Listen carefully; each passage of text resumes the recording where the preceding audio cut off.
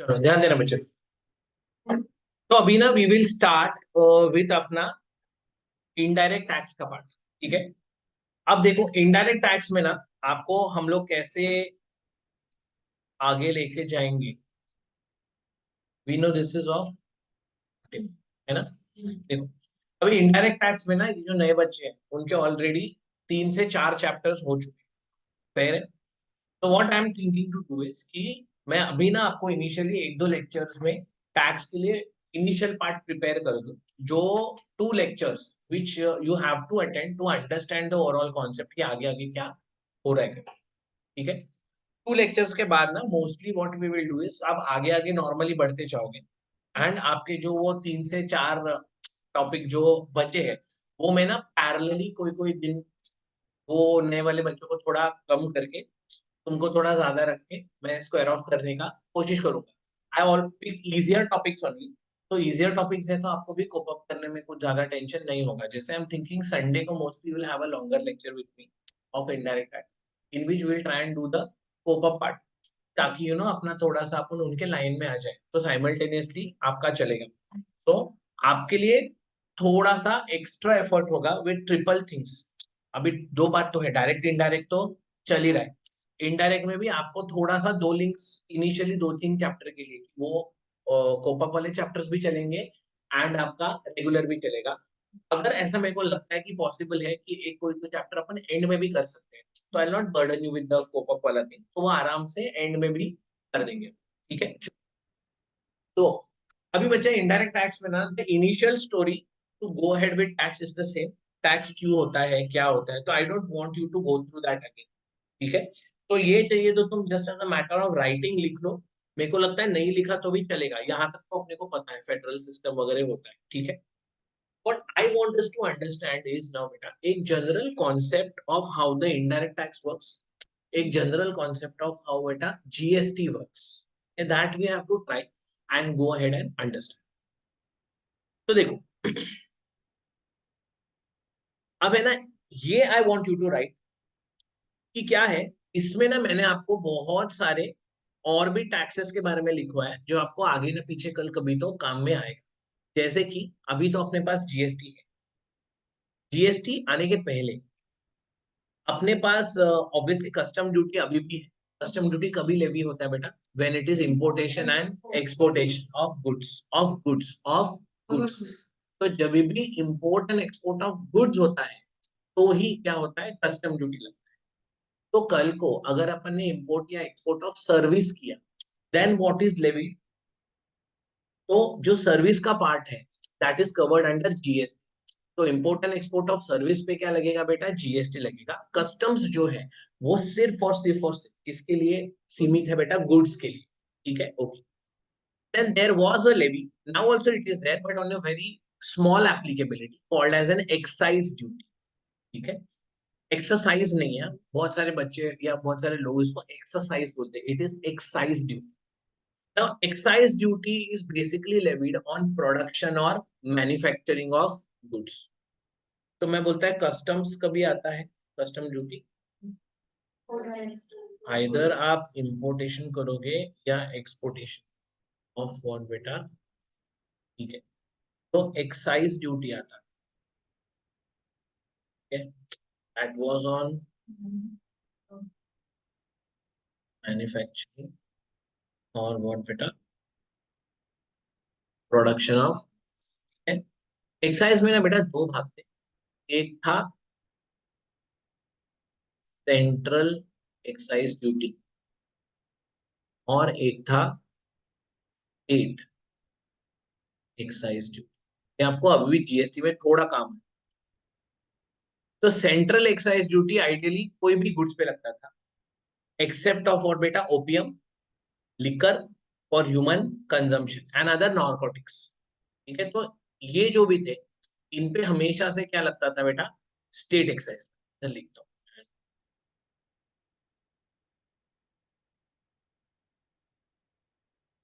ठीक है, इस पे क्या लगता था हमेशा, स्टेट एक्साइज। ठीक है, ओपियम तो जानते हो तुम लोग, अफीम, अफीम अफीम drug, that is opium, so it is basically coming out of seeds. तो उसके अफीम की खेती होती है, अफीम के झाड़ होते हैं, उससे वो लोग एक्सट्रैक्ट करते हैं। How they do it we don't. Liquor for human consumption तो एवरीबॉडी नोस, ठीक है, एंड अदर नार्कोटिक ड्रग्स। तो इस पे एक्साइज ड्यूटी लगाने का राइट्स किसके पास था बेटा, स्टेट के पास था। Obviously how do we understand, state list है ना, एंड ये वाला किधर है बेटा, यूनियन लिस्ट। ठीक है, दैट वाज। फिर अगर हम लोग कोई भी गुड्स को सेल करते, गुड्स को क्या करते थे, सेल करते थे। अगर हम लोग within the state sale करते थे, जिसको हम लोग क्या बोलते हैं, इंट्रा। ठीक है, तो अपने को लगता था क्या बेटा, स्टेट वैट। और एक स्टेट से दूसरे स्टेट में सेल करते थे, तो उसको हम लोग क्या बोलेंगे, इंटर स्टेट। तो अपने को लगता था क्या बेटा, central excise, central sales tax, sorry. तो that is how it use to do. अभी ये वर्ड से ना you have to be very very clear. Intra का मतलब विद इन, इंटर का मतलब बिटवीन। ठीक है, तो with in the state is intra state, between two states is what बेटा, इंटर स्टेट। ठीक है, सर्विसेज आप कैसे भी दे दो, you would have to pay what बेटा, service tax. you would have to pay what बेटा, सर्विस। अभी ना ये मैंने वन ऑफ द वेरी कुछ एग्जांपल्स लिए हैं, there were many more duties which were there, and over a period क्या हो रहा था बेटा, कि ना इंडिया में कंप्लायंस में पब्लिक को बहुत तकलीफ होती है। मतलब अभी आप सोचो कि एक मेरा मंथ है, तो मंथ में मेरे को एक्साइज के रिटर्न्स फाइल करने के, सर्विस टैक्स के रिटर्न्स फाइल करने के, सीएसटी के रिटर्न्स फाइल करने के, so it was very tedious to do a business. There was a need कि हम इन सब के बदले एक ही कुछ तो लॉ लेकर आए, ताकि ना ये सब तकलीफ कम हो जाए। एंड तकलीफ अपने को था तो ठीक था बेटा, happens is if you make the business so complicated ना, foreign investors would not want to come into India and invest। वो सबसे बड़ा दिक्कत था अपने लिए। क्योंकि आप सोचो कोई भी फॉरेन इन्वेस्टर बोलेगा इंडिया में तो नहीं यार, उधर बिजनेस नहीं कर, उधर क्या है, बहुत सारा कंप्लेंस, ये रिटर्न फाइल करो, वो रिटर्न फाइल करो, एक ही चीज के लिए हजार चीज वो लोग ने बना के रखा है। तो इसलिए इंडिया वाले ने सोचा कि let us make the business a little more easier for the people to do.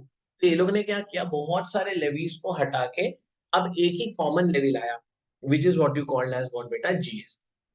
Correct है, so that is why the GST was required in India in the first. ठीक है, अब अगर आप देखो बेटा, तो जीएसटी को कैसे लाया गया, है ना। तो हम लोग क्या बोलते हैं कि यार जीएसटी इज तो levied simultaneously on goods also and services also, and it is also for centre and what बेटा, स्टेट। जैसे आप अभी देखो कोई भी बिल पे, तो you could have something called as CGST and what बेटा, एसजीएसटी आल्सो। तो ये CGST is what, central goods and service tax, SGST is what, state goods and service tax. तो सिंस ये दोनों लेवी कर रहे हैं, बहुत सारे बच्चों को लगता है कि it should be a part of what बेटा, कॉन्करेंट लिस्ट। क्योंकि कॉन्करेंट लिस्ट में जो भी लिखा है उसको कौन बनाएगा बेटा, सेंटर एंड स्टेट दोनों बनाएगा। बट जीएसटी के लिए ना बेटा, specially there was an amendment in the constitution, there was 101st amendment, and इस अमेंडमेंट के थ्रू वो लोग ने एक नया आर्टिकल ही क्या किया बेटा, इंट्रोड्यूस किया, which gave the center and the state simultaneous powers to levy GST। तो ना ये बहुत इंपॉर्टेंट है, this I want you to remember कि जीएसटी का पावर अपने को कहां से मिला है, आर्टिकल 246A। भाई ऊपर 246 ही है, पावर टू मेक लॉस कल ही पढ़ा था अपन ने। ये आर्टिकल क्या है बेटा, 246A, which is giving the power to levy what बेटा। ठीक है, तो टू स्टार्ट विथ है ना, यही लिख लो कॉन्स्टिट्यूशन से। पीछे का एक्चुअली नहीं लिखा तो भी चलेगा, या तुमको लिखना है तो एक पेज छोड़ दो, यही पूरा लिखो, and then it will give a good continuation.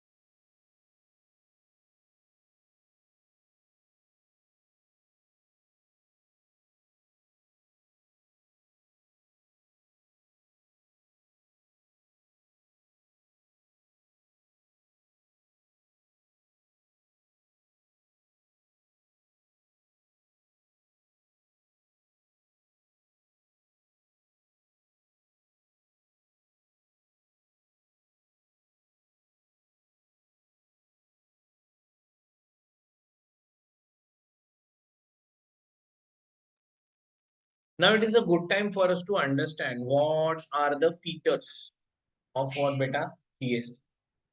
But उसके पहले ना एक जस्ट स्टोरी जैसा कि जीएसटी जब भी आया तो जीएसटी का बेटा पूरा प्रोसेसिंग कैसे चला है ना, जीएसटी का थॉट कभी आया, how did GST finally come into picture. ये कभी आपको एग्जाम में नहीं पूछा जाएगा, बट जस्ट टू नो, ये I don't want you to write also, इसका अपन ने नोट्स में डाला है, वो एक बार रीड कर लेंगे, we should be able to understand. तो क्या हुआ था कि इन द ईयर 2000 अपने जब भी वाजपेयी गवर्नमेंट थी, you know Atal Bihari Vajpayee ji, right, तो वी हैड वाजपेयी गवर्नमेंट। तो तभी उन्होंने एक जीएसटी एम्पावर्ड कमेटी बनाया था which was headed by mister Asim Das. He was the finance minister of what बेटा वेस्ट बंगाल। तो उन्होंने डिजाइन किया जीएसटी मॉडल वगैरह बाय आईटी बैकएंड, ठीक है। Then in 2004 there was a Kelkar task force, जिन्होंने स्ट्रांगली रेकमेंड किया कि जीएसटी अभी लाने का जरूरत है। 2007-8 में GST was proposed by the finance minister, तभी it was Mister P Chidambaram, है ना। उसके बाद स्लोली स्लोली जीएसटी के बिल्स वगैरह लाए गए बेटा। तो 22nd अमेंडमेंट बिल लाया गया which was then tabled in the parliament. This was passed by Lok Sabha, Rajya Sabha, सारे states ने एक्सेप्ट किया, प्रेसिडेंशियल असेंट मिला, तब जाके ऐसा हुआ कि अभी जीएसटी को इम्प्लीमेंट करना चाहिए। तो how did they implement GST? तो देयर वर जीएसटी के bills.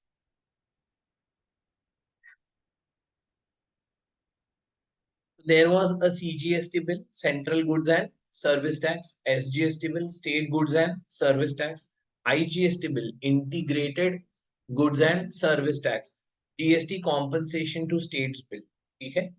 And accordingly these were introduced in the parliament, वापस passed, वही presidential assent, states ने भी उसको क्या किया बेटा, पास किया, and finally GST was rolled out in what बेटा 1717। इसको ना हम लोग अपॉइंटेड डेट भी बोलते हैं। अपॉइंटेड डेट क्यों? जीएसटी तभी क्या हुआ बेटा, रोल आउट हुआ। दिस डेट इज इंपॉर्टेंट, ये आपको ध्यान में रहना चाहिए कि 1717 was the date when the GST was what बेटा rolled out, ठीक है, 1717।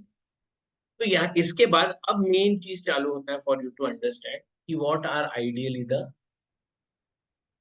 फीचर्स ऑफ व्हाट बेटा। बहुत ध्यान से अच्छे से अंडरस्टैंड करना, बहुत ज्यादा इंफॉर्मेशन आएगा। ये इनिशियली अपना जो एक दो लेक्चर्स रहेगा ना, too much information with regards to indirect taxes and GST, ठीक है। तो बोलते थे we understand one thing, GST is a indirect tax, correct है। इनडायरेक्ट टैक्स का हमने ऑलरेडी बात कर चुका है कि जो सप्लायर है, भरने का टैक्स रेस्पॉन्सिबिलिटी सप्लायर पे रहता है, पर सप्लायर जो है वो खुद के जेब से वो टैक्स नहीं भरता, वो उसका बर्डन फाइनल कंज्यूमर पे क्या कर देता है बेटा, शिफ्ट कर देता है, राइट। तो हम अपना एग्जांपल क्या था, हम होटल में खाने जाते हैं, तो जीएसटी पे करने का रेस्पॉन्सिबिलिटी किसका है बेटा, होटल वाले का, but he does not pay it from its own pocket, he will push it on our head. तो ही विल टेक डोसे का 100 रुपए also, and he will take GST का 5 रुपए ऑल्सो फ्रॉम अस ओनली। तो अपने से वो 105 रुपए लेता है और वो गवर्नमेंट को दे देता है। So it is very important for us to know that it is an indirect tax. तो आपका जो बर्डन है, this can be to final consumer, correct है। Second thing to understand is what बेटा, GST is a destination based consumption levy. ये बहुत ध्यान देके सुनना बेटा, जीएसटी क्या है बेटा, डेस्टिनेशन बेस्ड कंजम्पशन लेवी।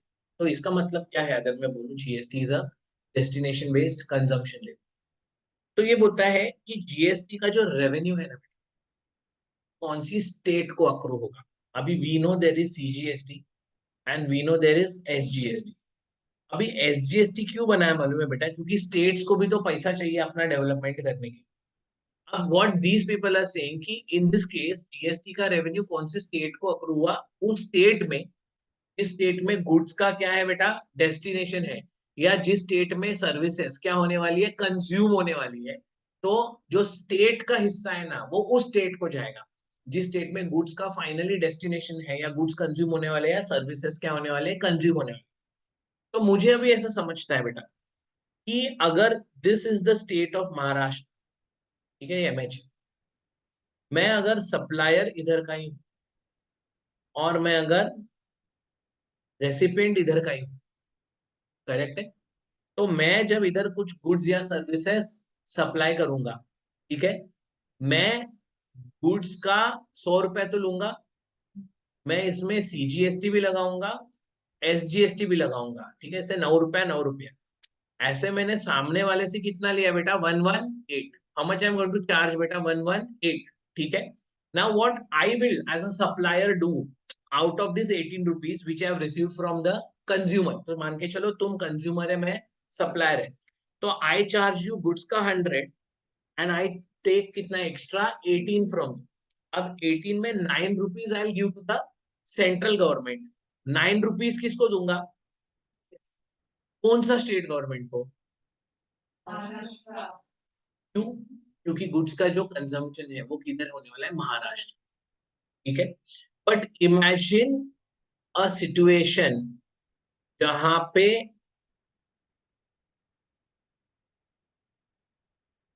जो सप्लायर है वो महाराष्ट्र में है एंड बेटा जो रेसिपिएंट है वो किधर है, राजस्थान, ठीक है, सप्लायर किधर है, मान के चल महाराष्ट्र में है, रेसिपिएंट किधर है बेटा, राजस्थान में। अब बेटा ये जब इसको गुड्स बेचेगा, है ना, तो अब ये भी बेटा गुड्स का 100 रुपया लेने वाला है, ठीक है, सीजीएसटी का 9 रुपया एंड एसजीएसटी का 9 रुपीज, मेक सेंस।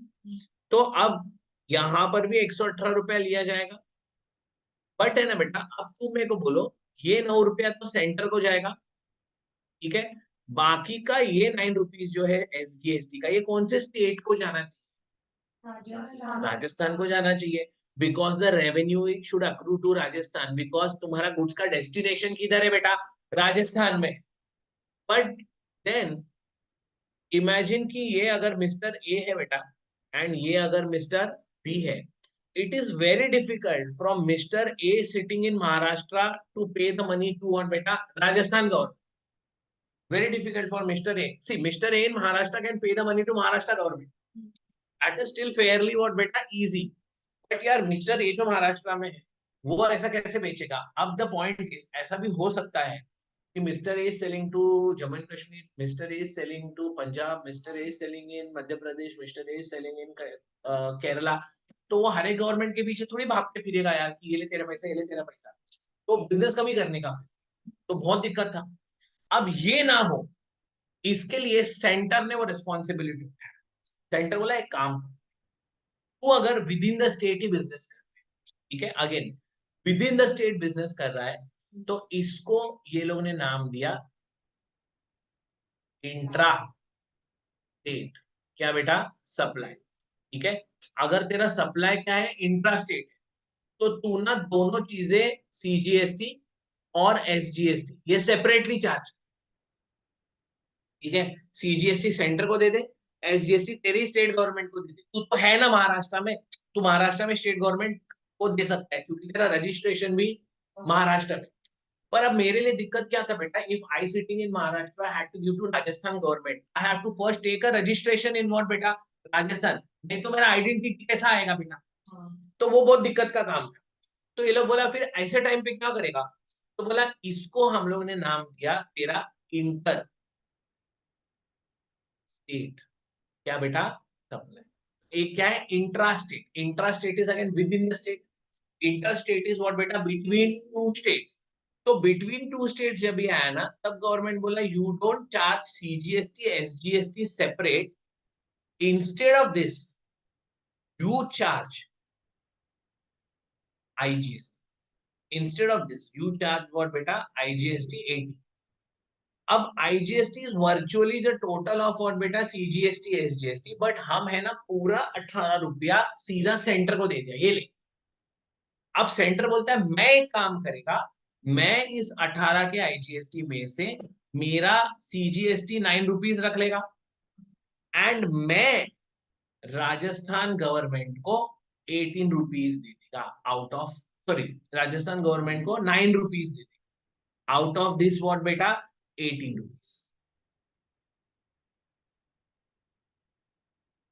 तुमको समझा?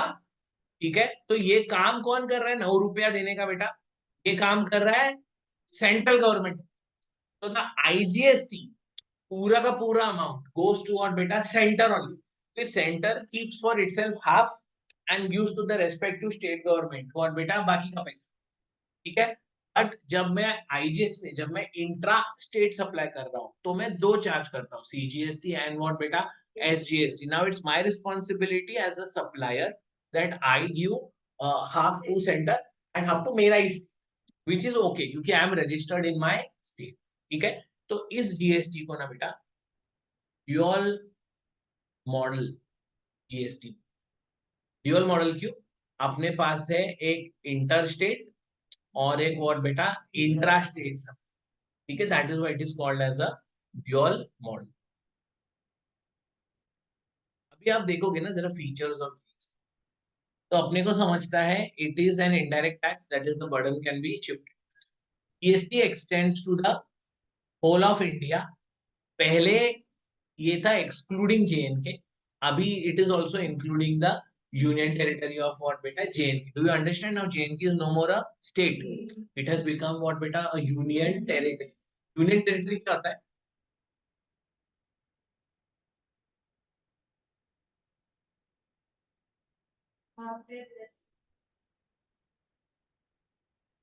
रेसिडेंट का नहीं होता टिपिकली। नहीं, खुद की गवर्नमेंट नहीं होती है, इसीलिए वो क्या है बेटा? Union territory.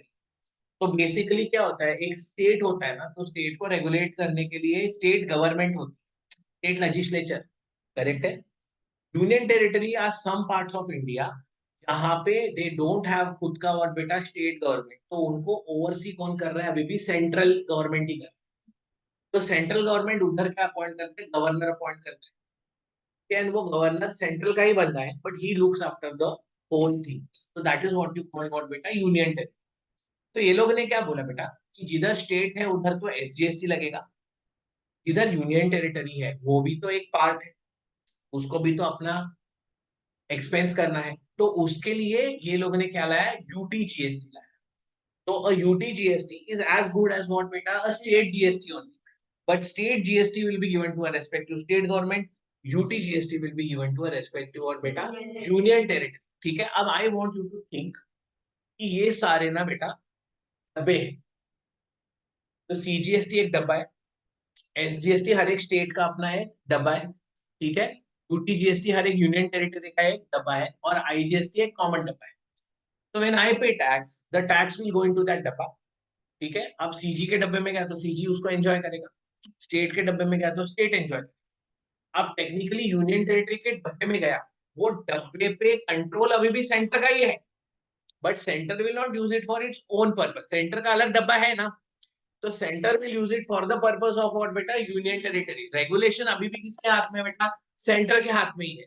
और आईजीएसटी का भी एक डब्बा है, आईजीएसटी के डब्बे में कॉमन पैसा जाता है, इसमें से आधा उठा के सेंटर सीजीएसटी के डब्बे में डालता है, और आधा उठा के क्या करेगा? उस स्टेट गवर्नमेंट के डब्बे में डालेगा, इसमें आपका गुड्स का क्या है बेटा? कंजम्पशन है या डेस्टिनेशन।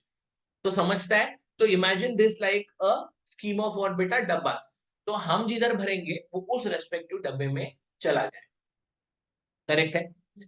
तो अभी अभी हमने देखा ये ड्यूअल मॉडल ऑफ व्हाट बेटा? GST. So we have intra state supply, we have inter state supply. Intra में सीजीएसटी लगेगा, एसजीएसटी लगेगा, या तो ड्यूटी जीएसटी लगेगा, एंड ऑब्वियसली इंटर स्टेट में क्या लगेगा? आईजीएसटी। ठीक है, अब as per the acts the maximum rate are given as what beta? CGST is 20, SGST और UTGST का maximum rate is what beta? 20, and IGST का virtually is a combination ना, it's a mixture, तो इसीलिए maximum rate कितना बोला है इधर बेटा?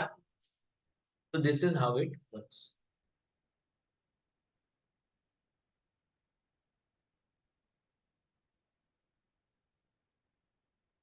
ठीक है, थोड़ा आगे देखता है। It is levied on supply of what beta? Goods and services. This is the change in the event of what beta? Taxation. अभी क्या हो रहा था बेटा? बहुत सालों से ना ये पुराने लेवीज, मतलब एक्साइज एक्ट वाज सिंस 1940, तो मुझे ना एक्साइज है कितना पुराना बेटा, 1944। तो इतने सालों से एक्ट्स थे ना बेटा, बहुत पुराने पुराने एक्ट्स। तो what happened, people also grow ना इन बिजनेस, तो they now start making loopholes. वो लोग वो टैक्स को क्या करते हैं, थोड़ा सा बेंड करने का कोशिश करते हैं अपने बेनिफिट के लिए। तो ऐसे ना बहुत सारे केसेस आते थे एक्साइज में। एक्साइज वाज तो वेरी फेमस फॉर दिस, कि ना ये लोग क्या बोलते थे, एक्साइज कभी लगेगा जब कोई भी चीज का मैन्युफैक्चरिंग या प्रोडक्शन होएगा। अब उसको भी डिफाइन करना पड़ेगा ना बेटा, फिर मैन्युफैक्चरिंग एंड प्रोडक्शन क्या है। तो these people had defined saying कि कोई भी एक प्रोडक्ट का name, characteristics and use change हुआ तो हम मानते हैं कि वो क्या है बेटा, मैन्युफैक्चरिंग। जैसे मैंने दूध से दही बनाया, name change, characteristic change and use also change, तो बोला मैन्युफैक्चर, इस पे एक्साइज लगे। बट ऐसे बहुत सारे एक्टिविटीज थे, ठीक है, जिसके वजह से कि मैं काम तो करता था बट उसका नेम, कैरेक्टरिस्टिक्स, यूज चेंज नहीं होता था, तो वैल्यू बढ़ता, तो वो एक्साइज के पकड़ में नहीं आ पाता। जैसे मैंने दूध में चीनी मिला के मिक्स किया तो स्वीट मिल्क हो गया, फिर उसमें चॉकलेट मिलाया तो चॉकलेट मिल्क हो गया। अभी दूध तो दूध ही है, नेम सेम है, कैरेक्टरिस्टिक्स भी सेम है, यूज भी सेम है, पर एक plane milk and chocolate milk का वैल्यू तो अलग होगा। तो मान के चलो मैंने मिल्क लाया और उसका चॉकलेट मिल्क बना के बेचा, एक्साइज लगेगा या नहीं लगेगा? आइडियली तो नहीं लगना चाहिए क्योंकि नेम कैरेक्टरिस्टिक्स क्या बेटा सेम है। ऐसे बहुत सारे छोटे छोटे चीजें थी जहां पे इट वाज अ प्रॉब्लम, ठीक है। तो अब वो सबको ओवरराइड करने के लिए जीएसटी बोला छोड़ो यार, अपन है ना ये लेवी को ही चेंज कर देते। तो ये लोग ने क्या किया, एक कॉमन लेवी लाया, समथिंग नोन एज सप्लाई। तो सप्लाई इज व्हाट बेटा, supply from this place to another, supply किया, उस पे क्या लगेगा बेटा, जीएसटी। तो वो लोग ने ना ये जो इवेंट ऑफ टैक्सेशन है, लेवी हमने समझा, राइट, वो काम जो करने से तुम्हारे पे टैक्स लायबिलिटी क्या हो जाएगा बेटा, अट्रैक्ट हो जाएगा, इसने वो लेवी को ही क्या कर दिया, चेंज कर दिया। तो अब है ना इसके वजह से बेटा टैक्स का नेट बहुत बढ़ गया, ठीक है। जो जो ट्रांजेक्शन पहले शायद नहीं कवर हो पाते थे, वो अब जीएसटी में क्या हो जाएंगे बेटा, कवर हो जाएंगे। जैसे कि मालूम है आपको, वो दातुन मिलता है, दातुन, नीम का लकड़ी लाने का। तो मैंने नीम का लकड़ी लाया और उसको कट करके बेचा, बोलो मैन्युफैक्चर है कि नहीं? नहीं है, नेम चेंज। मैं नीम का लकड़ी को भी तो खाक के दातुन बना ही सकता हूँ, उसको काटने का क्या जरूरत है। नेम चेंज, कैरेक्टरिस्टिक्स तो क्या है बेटा, आइडियली तो सेम ही है, पर यार वो काटने का मैं मेहनत करने का पैसा तो लूंगा। गन्ने का मालूम है, वो छील के आपको वो छोटा छोटा कट्स करके बेचता है। तो all this smaller things are like कि इसमें होगा क्या, अब सप्लाई आ गया, बोला सप्लाई मतलब सप्लाई, इधर से उधर देना इज सप्लाई। तो अभी तो बड़ा लकड़ी को कट करके बेचेगा तो भी वो क्या है बेटा, सप्लाई है, उस पे जीएसटी आएगा। तो पहले काफी सारे लूप होल्स थे, वो सप्लाई ने आके थोड़ा लेवल आउट कर दिया। तो that is how they change the taxation, and this तो वी डिस्कस्ड कि GST is a destination based for बेटा कंजम्पशन, ठीक है। तो इस तरीके से हम लोग ये लिख लीजिए।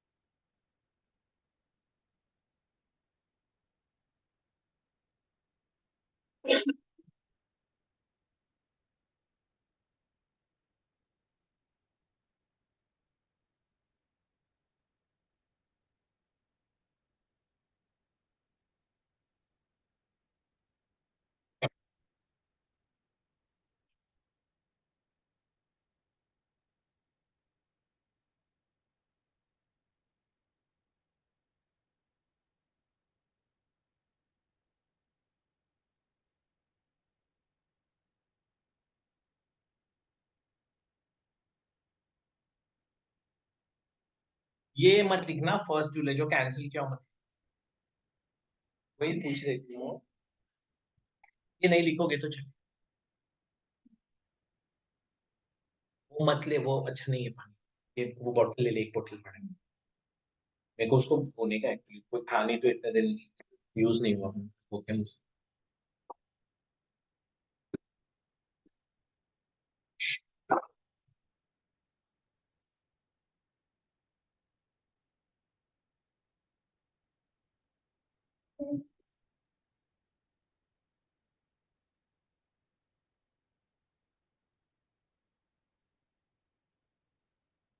कैन आई स्क्रॉल थोड़ा ना।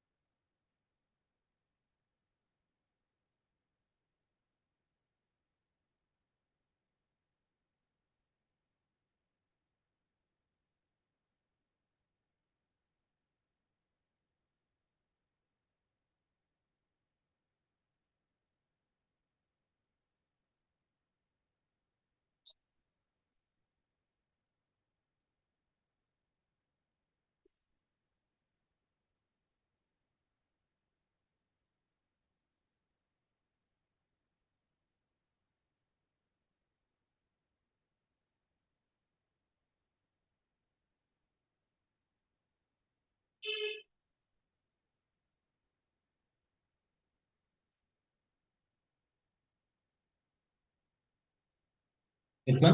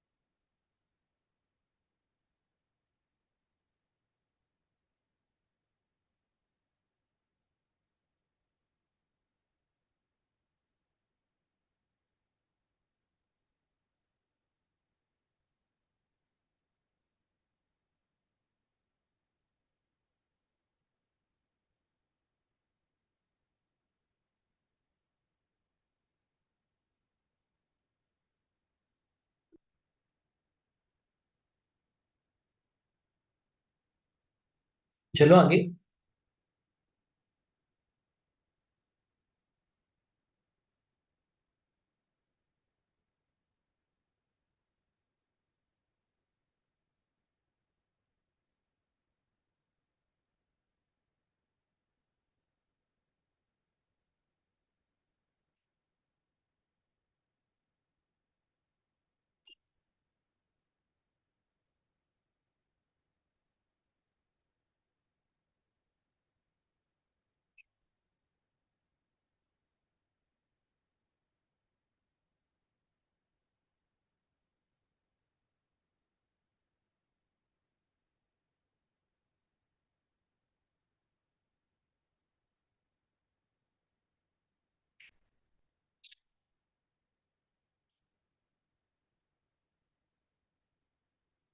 चले आगे।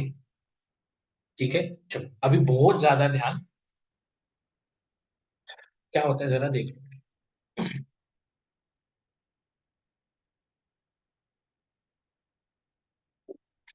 No GST on alcoholic liquor for human. क्यों ऐसा? तो alcoholic liquor for human consumption starting से ही इज अ मैटर ऑफ और बेटा स्टेट लेवी। ठीक है, अब ऐसा सोच लो कि alcoholic liquor for human consumption state के लिए ना एक सोने का अंडा देने वाला मुर्गी। तो states knows it very very clearly कि अगर ये जीएसटी के अंदर आ गया तो मुझे आधा रेवेन्यू सेंटर के साथ क्या करना पड़ेगा, शेयर करना पड़ेगा, which they do not want to do. तो जब भी जीएसटी आया था, the states were very very clear कि alcoholic liquor for human consumption पे जीएसटी कभी भी नहीं लगेगा। ठीक है, उस पे स्टेट एक्साइज ड्यूटी जारी रहेगा on its production and manufacturing. And जब उसको आप सेल करोगे, है ना, तो उसमें वैट लगेगा, या तो और बेटा CST. This is intra state, this is what बेटा inter state, you will be levied with CST. तो दे आर वेरी क्लियर। तो that is why alcoholic liquor for human consumption and उसके रिलेटेड भी कुछ चीजें रहेंगी, जैसे लाइसेंस देते हैं ना स्टेट गवर्नमेंट लिकर शॉप चलाने का, उसके लिए भी तो पैसा लेती है बेटा, तो वो भी जीएसटी के अंदर नहीं है। करेक्ट है, तो देयर इज नो जीएसटी, बेचने पे भी नहीं है। पर स्टेट गवर्नमेंट जो आपको वाइन शॉप चलाने का लाइसेंस देगी, तो लाइसेंस चलाने का परमिशन देने के लिए वो सामने से आपसे क्या लेता है बेटा, पैसा भी लेता है, उस पे भी जीएसटी नहीं लगता। तो स्टेट लेवी है, वो स्टेट का ही पैसा। ठीक है, फिर there is no GST on petroleum products also. ठीक है, तो ये लोगों ने ना 5 पेट्रोलियम प्रोडक्ट्स नोटिफाई किया, petroleum crude, high speed diesel, motor spirit which is commonly known as what बेटा petrol, natural gas and aviation turbine fuel. अभी जैसे बेटा alcoholic liquor for human consumption states का सोने का अंडा देने वाला मुर्गी है, वैसा ये प्रोडक्ट्स सेंटर का सोने का अंडा देने वाला मुर्गी है। अभी centre also does not want these things to come under what beta GST, because if they come under GST they will be basically under essential goods जहां पे रेट बहुत ही कम है, तो दे डोंट वांट। तो इसके लिए भी ये लोग ने अभी तक पेट्रोलियम प्रोडक्ट्स पे इन 5 पे जीएसटी नहीं लगाया। इन्होंने बोला अपने पास एक काउंसिल है, जीएसटी काउंसिल, जब जीएसटी काउंसिल रेकमेंड करेगा या नोटिफाई करेगा तब से इन पे हम क्या लगाएंगे बेटा, जीएसटी। ठीक है, तो ऑब्वियसली तब तक क्या हो रहा है फिर, तो तब तक उसके प्रोडक्शन पे लग रहा है क्या बेटा, सेंट्रल एक्साइज, एंड उसके सेल पे लग रहा है वैट एंड व्हाट बेटा, सीएस।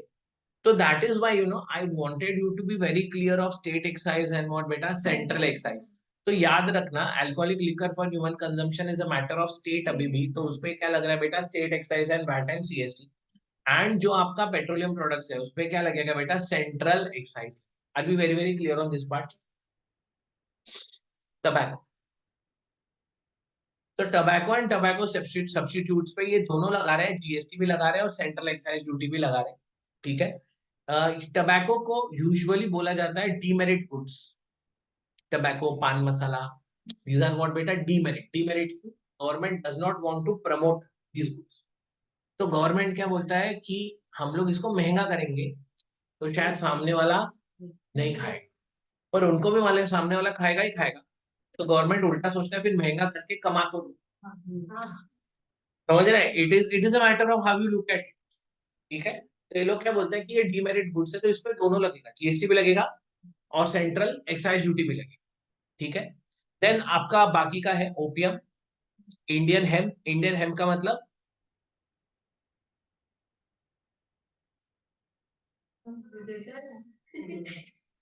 गांजा, गांजा। ठीक है, इंडियन हेम्प इज व्हाट बेटा, गांजा। ठीक है, अदर नॉर्कोटिक्स जो भी रहेगा इस पे भी जीएसटी भी लगता है, और फिलहाल क्या लग रहा है बेटा, स्टेट एक्साइज भी लग रहा है। ठीक है, alcoholic liquor for human consumption तो सिर्फ स्टेट एक्साइज पे जीएसटी भी नहीं है, पर बाकी के नॉर्कोटिक्स पे जीएसटी भी लग रहा है और और बेटा स्टेट एक्साइज भी लग रहा है। ठीक है, real estate sector and electricity sector को भी ये लोगों ने स्पेसिफिकली बाहर रखा है जीएसटी के स्कोप से। देखो, ओवर अ पीरियड तुम आगे पढ़ोगे तो तुमको समझेगा बेटा जीएसटी किस पे लगता है, गुड्स।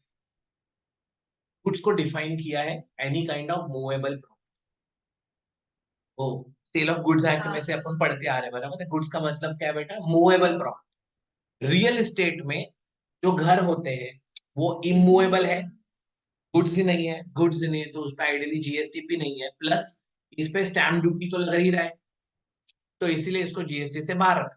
इलेक्ट्रिसिटी का भी अपना अलग टैक्सेस है बेटा, ठीक है, तो इसको भी जीएसटी से बाहर रखा। आप अपना इलेक्ट्रिसिटी बिल देखो, उस पर आपको कभी भी जीएसटी नहीं मिली, ठीक है। तो यहाँ तक ये लोग बोला, ये कुछ कुछ चीजें हैं जो जीएसटी के, ठीक है। चलो ये भी फीचर्स में थोड़ा कंटिन्यू कीजिएगा लिखने के लिए, एंड देन वी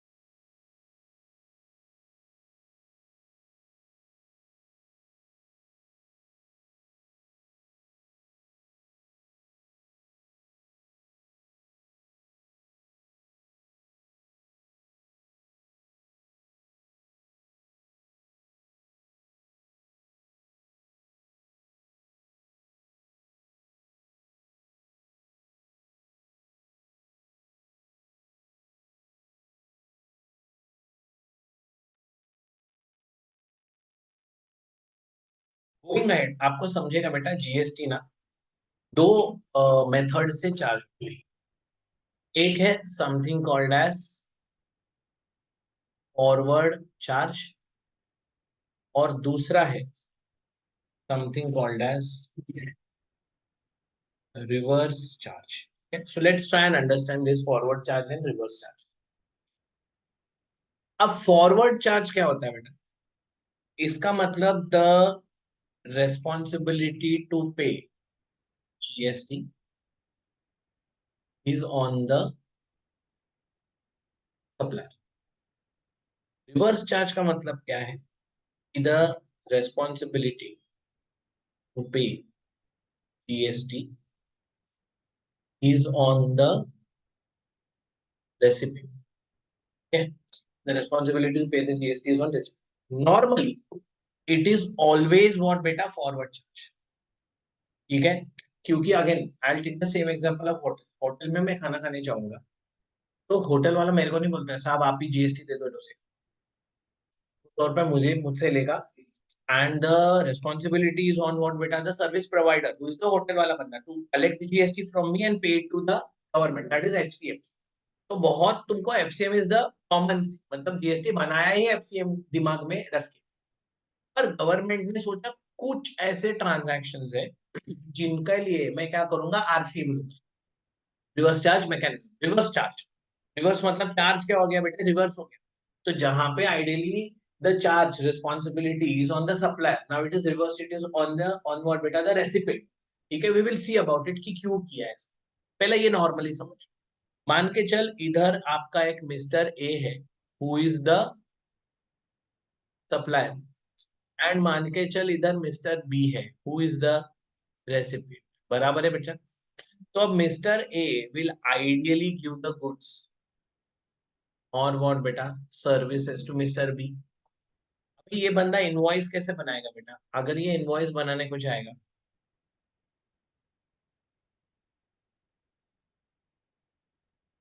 तो ये बोलेगा आई चार्ज फॉर गुड्स और सर्विसेज का 100।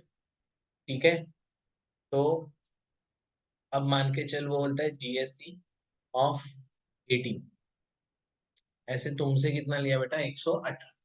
तो मिस्टर बी ने मिस्टर ए को पैसा कितना पे किया? ई पेड व्हाट बेटा, 118। ए ने क्या किया उस 118 का? 18 रुपीज गवर्नमेंट को दे दिया, 100 रुपया खुद के लिए। 100 रुपया क्या किया, खुद के लिए रखा। ठीक है, there is a concept called as input tax credit. ठीक है, जो हम लोग नेक्स्ट लेक्चर में पढ़ेंगे। तो अभी के लिए ऐसे समझो, बी है ना, इनपुट टैक्स क्रेडिट भी अवेल कर सकता है। ITC कैन बी व्हाट बेटा, avail as far as B is concern. तो this is how we look at a forward charge. अभी फॉरवर्ड चार्ज के ना टिपिकल फीचर्स देखो क्या है। गवर्नमेंट को कितना रेवेन्यू मिला, 18। ए के पास कितना पैसा बचा, 100। बी के जेब से फाइनली कितना पैसा चला गया, 118।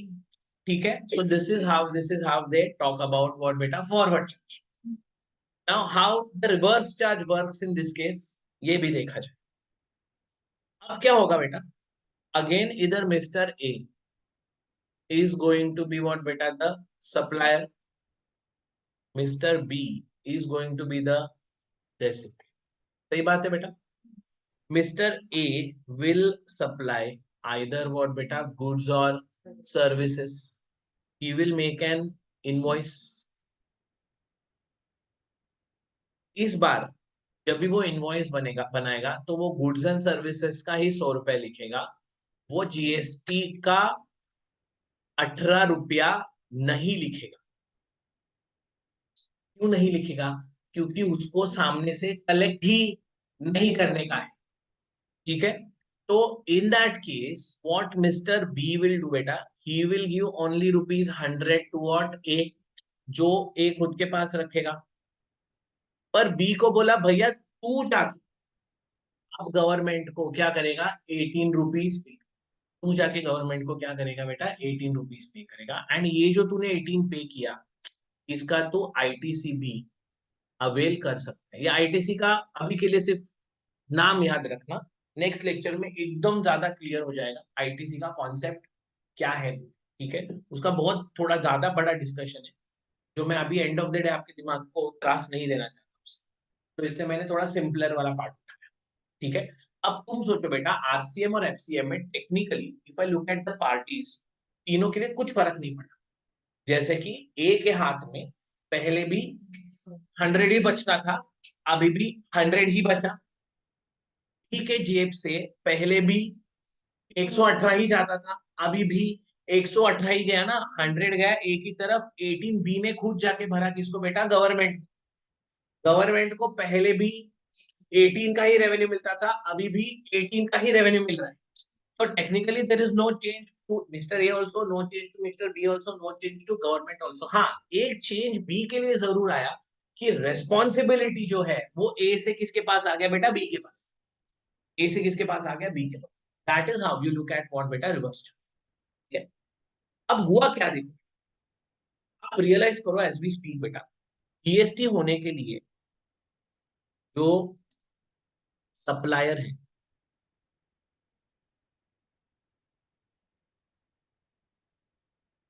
सप्लायर का रजिस्टर्ड होना बहुत जरूरी है, ठीक है। अगर मैं रजिस्टर्ड नहीं हूं, I can not tax charge you GST. जैसे मैं, क्रैश एकेडमी तुमसे फीस लेता है तो तुमसे जीएसटी कलेक्ट नहीं करता है, because we are not registered with,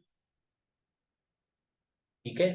had we been registered with what बेटा, GST, it would have been mandatory for me कि मैं तुमसे फीस भी लूं और तुमसे वो जीएसटी लेके मुझे गवर्नमेंट को भी क्या करना पड़ेगा, देना पड़ेगा। सो it is not my money, I am taking that money from you, I will be giving it to the government. Now why do I not take it from you? Because I am not registered. तो GST का compliance के लिए supplier को registered होना जरूरी है। Recipient registered भी हो सकता है,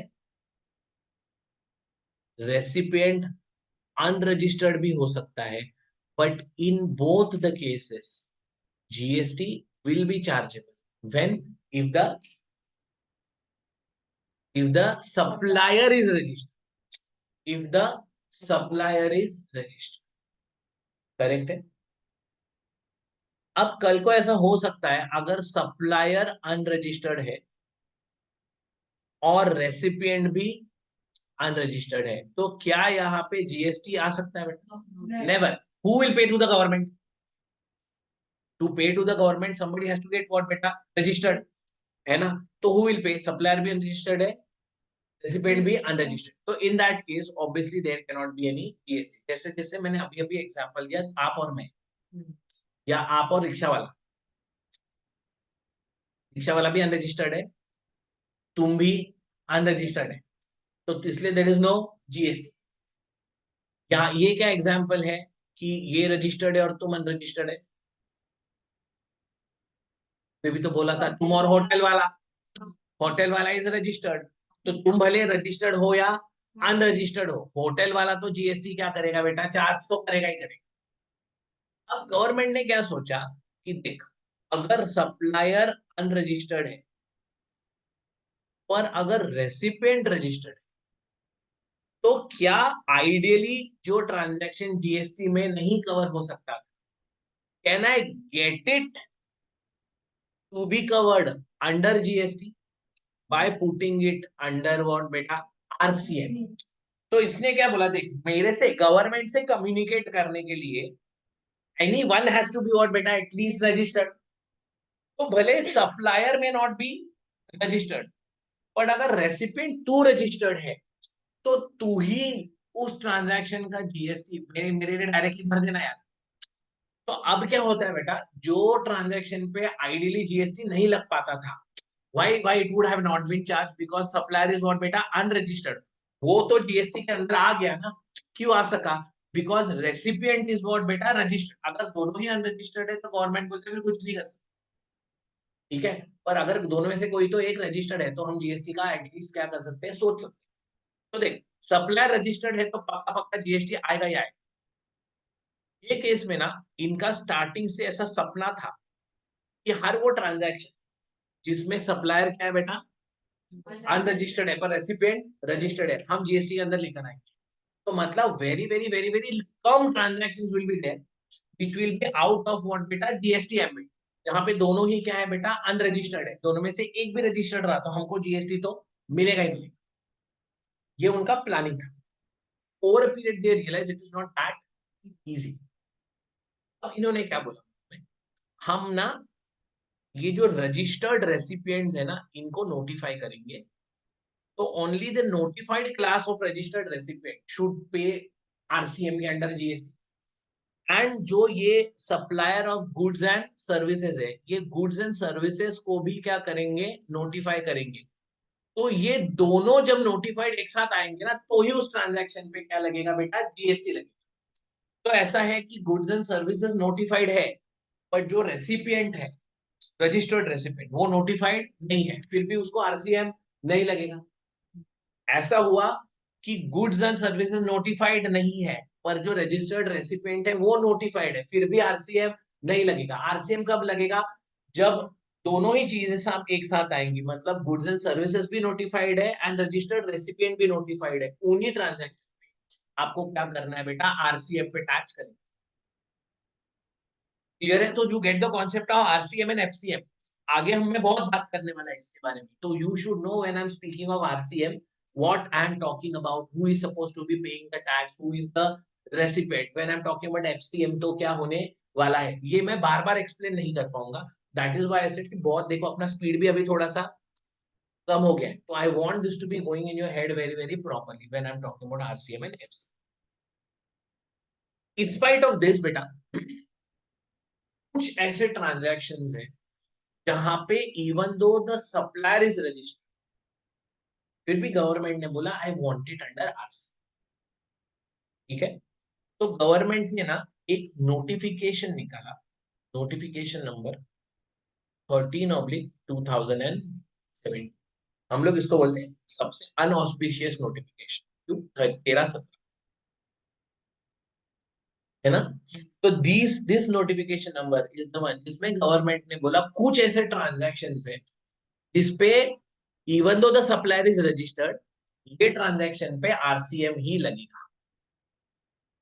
अपन बोलेंगे सर फिर अगर सप्लायर रजिस्टर्ड नहीं रहेगा तो भी आप आरसीएम चाहते हो, पर what if the recipient is also unregistered, बोला then it will be compulsory for the recipient to get himself और बेटा रजिस्टर्ड, बट ये ट्रांजैक्शंस पे आरसीएम ही लगेगा।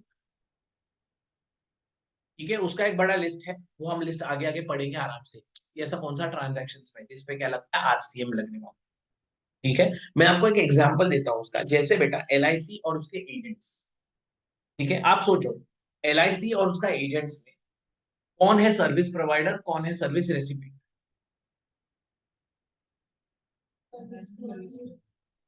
एलआईसी और उसके एजेंट में पूछा मैंने, तो इधर तीन पार्टी है, इधर एलआईसी है, कस्टमर भी है और एजेंट भी है। ठीक है? एलआईसी और कस्टमर में एलआईसी सर्विस प्रोवाइडर है, कस्टमर सर्विस रेसिपिएंट है, पर मैं इनका बात नहीं कर, मैं ये पूछ रहा हूँ एलआईसी और एजेंट में सर्विस प्रोवाइडर कौन है, रेसिपिएंट कौन है। वी अंडरस्टैंड दैट बेटा, agent is the service provider, LIC is the service recipient. क्यों? एजेंट उसको बकरे लाके देता है, इसके लिए एलआईसी उसको क्या देती है बेटा, कमीशन देती है। अब जीएसटी का थॉट देख, जीएसटी वाला बोलता है एलआईसी में, LIC is the service recipient, agent is the provider. चल बोलते हैं मान के चल एजेंट रजिस्टर्ड भी है, कितने एजेंट्स हैं इंडिया में, एलआईसी के कितने एजेंट्स हैं, लैक्स एंड लैक्स। बोलते हैं हर एक बंदा जीएसटी फाइल करने लगा तो हमारे लिए कंप्लायंस कितना बढ़ जाएगा उससे। What if we did a reverse charge and make only one LIC file the GST, compliance, compliance भी इजी हो जाता है एंड टैक्स नेट भी क्या हो जाएगा, बढ़ जाएगा, वो एजेंट भी आ जाएंगे जो शायद रजिस्टर्ड भी नहीं है। तो इसलिए इस टाइम पे बोला भले ही एजेंट आपका रजिस्टर्ड हो भी या नॉट रजिस्टर्ड भी हो, बट इसमें आरसीएम है and it is the service recipient LIC who is supposed to be paying what बेटा, the GST.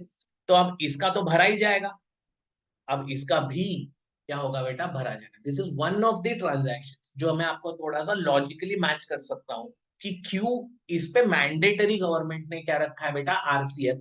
Even though the agent might be registered not registered, तो फिर तू नहीं रजिस्टर्ड रहेगा एलआईसी, तो चुपचाप से मैंडेटरी तू क्या करेगा बेटा, रजिस्ट्रेशन लेगा मेरा आरसीएम के प्रोविजंस को कंप्लाई करने के, ठीक है। So that is how we look at what बेटा forward charge and reverse charge. अभी ये ना एक बहुत बड़ा डिस्कशन है, ये आपको दिख रहा है नंबर नंबर, ये हम लोग बाद में देखेंगे कि क्या है, वो समझ में आ जाएगा तो बहुत इंटरेस्टिंग है। आप अभी सिर्फ फॉरवर्ड चार्ज लिखिए, रिवर्स चार्ज लिखिए एंड देन मेरा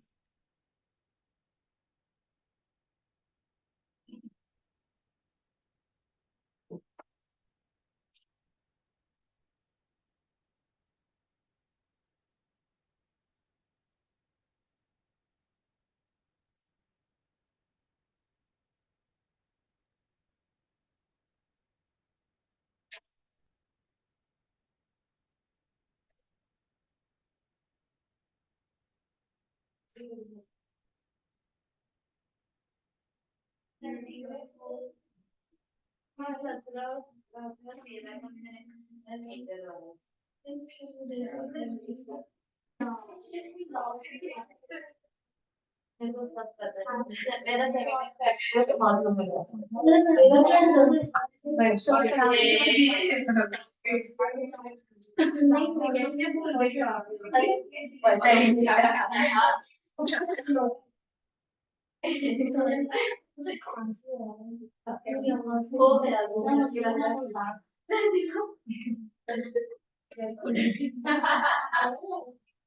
कुछ नहीं जल्दी निकला हुआ के पास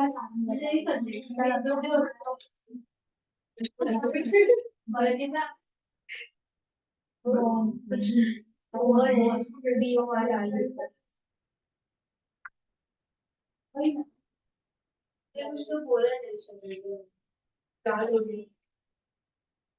हाँ इसलिए हमेशा बोलती रहती हूँ।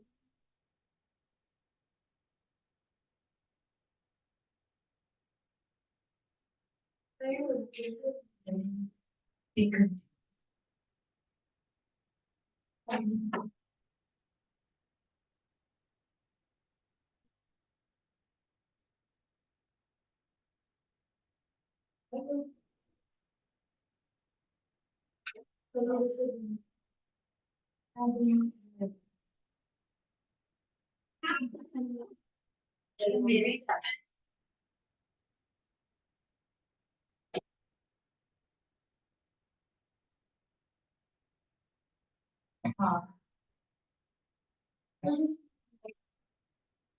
ये बात बहुत जाने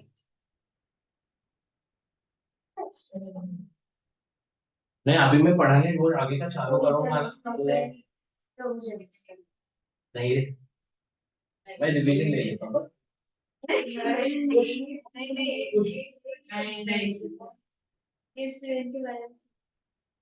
के बारे में।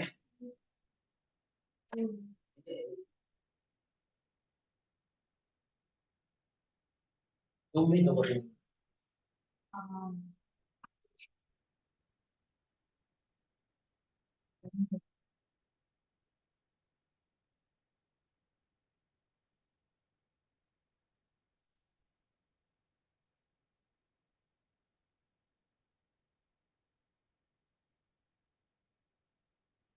स्क्रोल